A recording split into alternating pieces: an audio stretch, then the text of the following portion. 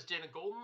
Welcome back to this lecture on capacity markets. So, we've talked about why capacity markets are needed and the basics of cost of new energy. Now I want to talk about how capacity markets work in practice and what you should think about as the basics of capacity markets. So first off, you want to determine capacity requirements. The operator will forecast peak electricity demand, plus reserve margins for future delivery periods. Reserve margins ensure sufficient capacity to handle unexpected outages and demand surges. So PJM, ISO New England, NYISO will figure out how much they need.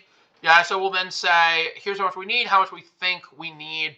We covered even the worst case, and then they conduct a centralized auction. The auctions are held to procure the required capacity several years ahead of the time.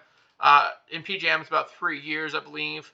Generators, demand response providers, and storage facilities submit offers to provide capacity, and the market clears at the intersection between supply offers and the capacity requirement. And then winning resources commit to being available during critical periods. Capacity payments are provided to ensure the resources are available and that they're able to be profitable enough to afford to stay in the market. Then the ISOs monitor performance. During scarcity events or emergencies, the market operator will evaluate whether or not the resources answered the call, whether or not they were available when they needed to be. And then resources failing to meet these obligations will face financial penalties. And then overperformers will receive additional payments. If you don't provide capacity when you bid in the capacity market, you're no longer going to receive capacity payments, and you might be ineligible for future participation in the capacity market. And then you have short-term adjustments where incremental auctions and bilateral trades allow market participants to adjust their commitments closer to the delivery period. Maybe you thought you'd be available for 1,000 megawatts, you're actually going to be available for 900, and you can work that out through incremental auctions and bilateral trades. Basic idea of incremental auctions is they bought too much. Now they'd like people to bid in to get rid of some of their capacity commitments. Then next we have settlement and payment, where capacity providers receive payments based on their cleared offers. Payments are typically funded through charges to load serving entities, which are passed on consumers. So this is normally the utility pays capacity payments and then passes the costs on to consumers. The PJM has the reliability pricing model, the RPEM, as their capacity market. This is a 3-year forward auction, which is a procurement of capacity 3 years in advance. They have incremental auctions where they adjust commitments before the delivery year based on changes in the real world. And they have locational pricing where the capacity price reflects transmission constraints and regional needs. So first generation capacity markets, where these started, early capacity markets were designed to ensure adequate resource investment reliability, and they had some relatively major problems which over time were worked out in the second generation beyond. So they focus on meeting forecasted peak demand plus reserve margins. So the key features, they have capacity obligations where utilities and load serving entities required capacity to be secured. Then you have bilateral contracts where capacity was procured through long-term bilateral agreements. And you had very little price competition. Capacity prices were set administratively and through limited mechanisms. You had very little of the modern auctions that you see today, where you have a relatively well-designed capacity market. The challenge is that this was inefficient, and capacity markets, even today, over-procure capacity due to pretty conservative planning assumptions that are often pretty questionable. It was static design, so it didn't adapt to changing supply and demand conditions. It definitely didn't adapt to the fact that certain places needed more capacity than others due to transmission constraints. And there was limited innovation because it focused on conventional generators and excluded demand response and emerging technologies. Demand response, having a megawatt of electricity turn off the lights is the same as having a megawatt of electricity come on through power, and that's a pretty valuable way to increase supply of electricity and bring prices down. So after first generation capacity markets, there was a transition to modern capacity markets with a shift towards centralized auctions and competitive bidding. This is where you have a much more downward sloping demand curve for capacity and greater integration of market-based pricing signals to drive resource investment. So here we have PJM, NYISO, and ISO New England. We're comparing the features of the capacity market. NYSO has a 3-year forward auction. PJM has a 3-year forward auction. NYSO has a monthly auction in the ICAP. And ISO New England also has a 3-year forward auction. PJM has what's called the reliability pricing model. NYSO has the installed capacity market. And ISO New England has the forward capacity model. NYSO is short-term, but the other two are long-term. All three nowadays have a locational pricing mechanism, which allows capacitors to respond to the differences in local transmission constraints and local generation. NYSO has limited demand response to the capacity market. It doesn't really allow demand response to be major participants. PJM has a very broad definition and allows pretty significant participation amongst renewables, and then ISO New England has the broadest and allows for even imports to participate. PJM has very strong penalties. ISO New England pays for performance. If you don't perform well, you aren't going to receive the payment. And then NYSO is the most limited performance incentives and has often been criticized because of that. So PJM, reliability pricing model to incentivize resource availability, 3-year forward auctions.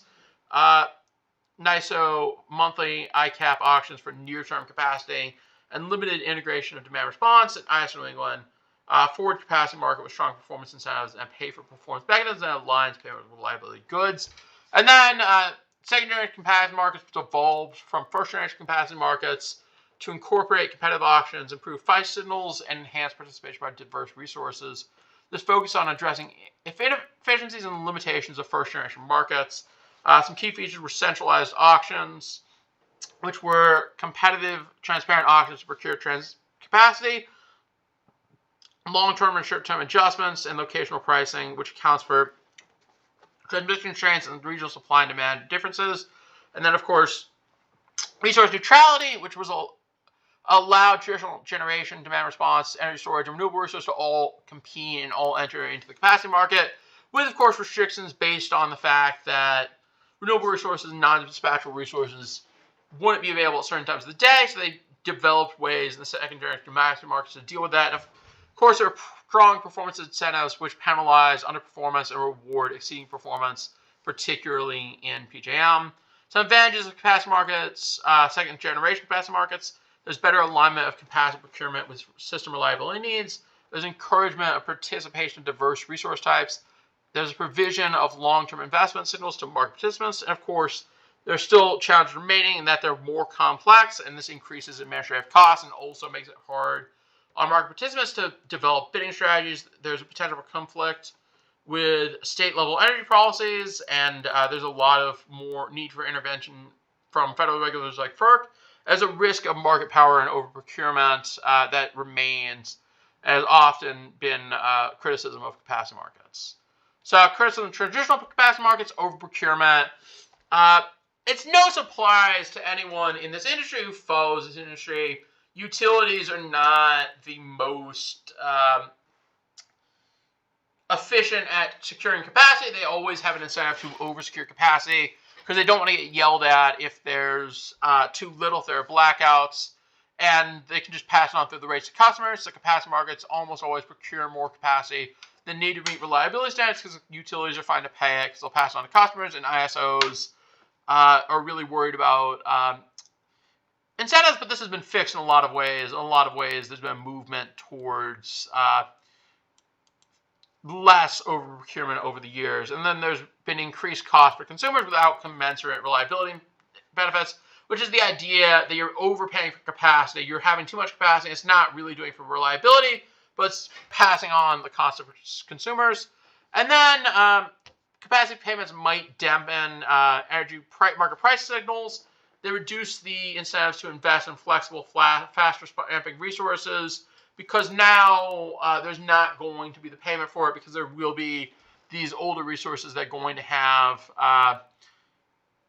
participation in reliability. So if you had no capacity markets and you didn't have tons of capacity, you'd have an incentive to develop better resources for scarcity times. And of course, there's a worry that there's a barrier to generation because they tend to favor large centralized generators. This is a pretty similar argument to that provided for why vertically integrated utilities are bad, because they overpay for centralized generation and because they overpay for high infrastructure development. This, I think, highlights the fact that capacity markets kind of bring some of the parts of vertical integrated utilities, both good and bad, to wholesale electricity markets. And they're often misaligned with policy goals, with capacity markets that may conflict with state-level clean energy rules. And they often are difficult to integrate renewable energy with things like the minimum offer price rule, which we'll talk about later. Of course, there's also a market power concern. There's a belief that large suppliers can exert significant influence over clearing prices. There's a worry that generators might exit the market at a faster rate to create artificial shortages of capacity. And this requires complex monitoring and mitigation mechanisms. There's high administrative cost because the design, operation, and enforcement of capacity markets are not trivial, and the costs are ultimately borne by market participants and consumers. And often, capacity markets don't really respond to rapid change in technology and grid needs. They may not adequately address the challenges posed by the evolution of the grid. And we're going to leave it there, and next time we'll pick up with market equilibrium and then market design.